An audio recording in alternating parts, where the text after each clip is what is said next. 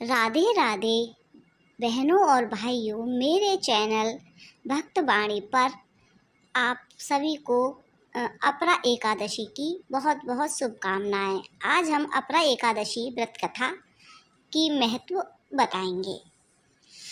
अपरा एकादशी पूजा विधि और महत्व। अपरा एकादशी व्रत कथा की पूजा विधि इस प्रकार है। एकादशी से एक दिन पूर्व ही व्रत के नियमों का पालन करें। अपरा एकादशी के दिन ब्रह्म मुहूर्त में उठकर घर की साफ सफाई करें। इसके बाद स्नान करने के बाद स्वच्छ कपड़े और व्रत करने का संकल्प लें। घर के मंदिर में भगवान विष्णु बलराम की प्रतिमा, फोटो या कैलेंडर के सामने दीपक जलाएं। इसके बाद विष्णु की प्रतिमा को अक्षत, फूल, मौसमी फल, नारियल और मेवे की चढ़ाएं। विष्णु की पूजा करने के बाद तुलसी के पत्ते अवश्य रखें। इसके बाद धूप दिखाकर श्री विष्णु की आरती करें। अब सूर्य को जल अर्पित करें। एकादशी की कथा सुनें या सुनाएं। व्रत के दिन निर्जला व्रत करें। शाम के समय तुलसी के पास गाय के घी का दीपक जलाएं। रात के समय सोना नहीं चाहिए। भगवान का भजन कीर्तन करना चाहिए। अगले दिन पराह्न समय किसी ब्राह्मण या गरीब को यथाशक्ति भोजन कराएं और दक्षिणा देकर विदा करें। इसके बाद अन्न और जल ग्रहण करें और व्रत को पूर्ण करें। महत्व। अपारा एकादशी पुण्य अपार है। कहते हैं कि इस एकादशी को व्रत करने से व्यक्ति के सभी पाप नष्ट हो जाते हैं और वह भवसागर से तर जाता है। मान्यता है कि इस दिन सृष्टि के पालनहार श्री विष्णु की विशेष कृपा बरसती है। जो लोग एकादशी का व्रत नहीं करते उन्हें भी इस दिन भगवान विष्णु का पूजन करना चाहिए और चावल का सेवन नहीं करना चाहिए। अपरा एकादशी व्रत कथा। युधिष्ठिर कहने लगे, हे भगवान, ज्येष्ठ कृष्ण एकादशी का क्या महत्व है तथा उसका महत्व क्या है, सो कृपा कर कहिए।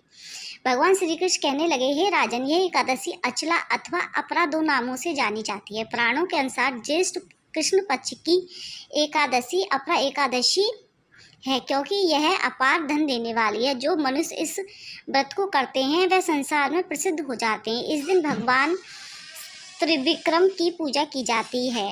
अपरा एकादशी के व्रत के प्रभाव से ब्रह्मा हत्या, भूत योनि, दूसरों की निंदा आदि सब पाप दूर हो जाते हैं। इस व्रत के करने से पराक्रमी, झूठी गवाही देने वाला, झूठ बोलना, झूठ शास्त्र पढ़ना या बनाना, झूठा ज्योतिष बनना तथा झूठा वैद्य बनना आदि सब पाप नष्ट हो जाते हैं। जो क्षत्रिय युद्ध से भाग गए हैं वे नरकगामी होते हैं, परंतु एकादशी का व्रत करने से वह स्वर्ग की प्राप्ति हो जाती है। जो शिष्य गुरु की शिक्षा ग्रहण करते हैं फिर भी उनकी निंदा करते हैं वे अवश्य ही नरक में पड़ते हैं, मगर अपरा एकादशी के व्रत करने से वे इस पाप से मुक्त हो जाते हैं।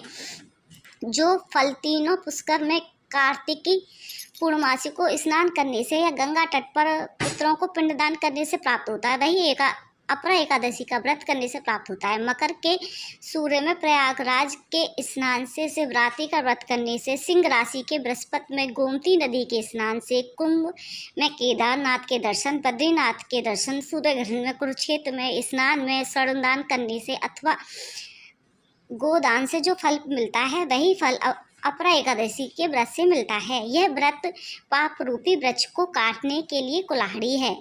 पाप रूपी ईंधन को जलाने के लिए, पाप रूपी अंधकार को मिटाने के लिए सूर्य के समान, मृगों को मारने के लिए सिंह के समान है। अतः मनुष्य को पापों से डरते हुए इस व्रत का अवश्य करना चाहिए। अपरा एकादशी का व्रत तथा भगवान की पूजा करने से मनुष्य सब पापों से छूटकर विष्णु लोक को जाता है। इसकी प्राचीन कथा के अनुसार प्राचीन काल में महीध्वज नाम का एक धर्मात्म राजा था। उसका छोटा भाई ब्रजध्वज बड़ा ही क्रूर, अधर्मी तथा अन्यायी था। वह बड़े भाई से देश रखता था। उस पापी ने एक दिन रात्रि में अपने बड़े भाई की हत्या कर उसकी देह को एक जंगली पीपल के नीचे गाड़ दिया।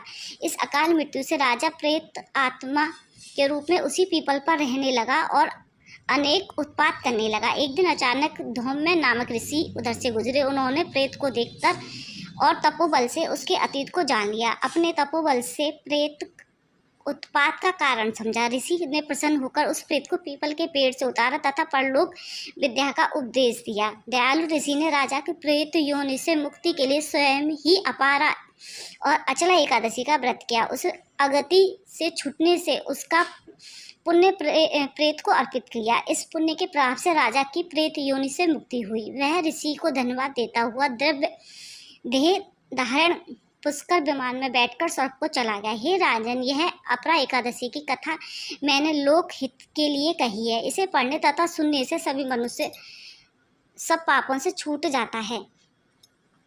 राधे राधे।